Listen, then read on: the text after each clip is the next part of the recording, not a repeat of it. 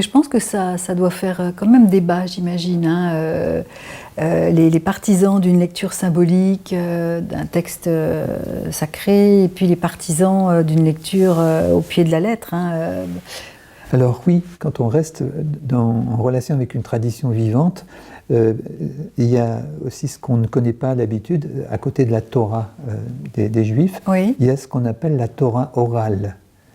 Comment tu dis la Torah orale, c'est-à-dire Torah celle qui est orale. transmise oralement. de bouche à oreille. Oui.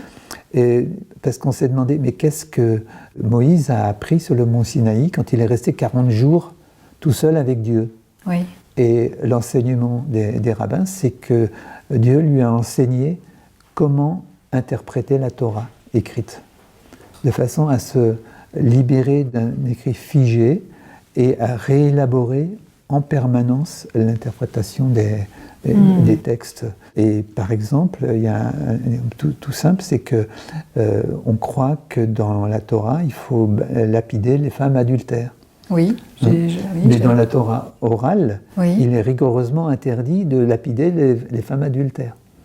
Ah oui, donc ça fait des grosses divergences de lecture. Hein. Voilà, et donc il y a aussi des familles spirituelles dans le judaïsme, mais quand on est resté avec l'idée qu'un texte doit être réinterprété, c'est très important de le mettre en permanence. Il y a une jolie histoire que raconte ce livre cette femme rabbine qui avait son fils, parce qu'évidemment ils peuvent se marier, qui était en train de jouer, il avait 6 ans, il jouait avec des dinosaures.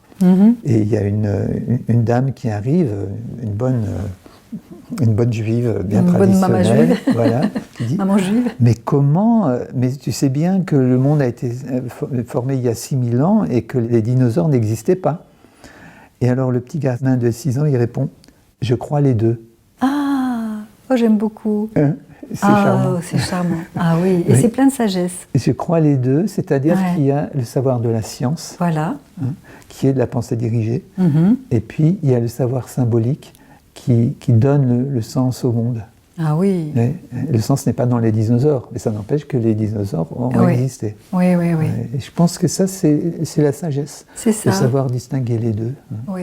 Donc ça règle beaucoup de choses au niveau de tous les fondamentalismes. Et oui, qui voilà. sont des erreurs.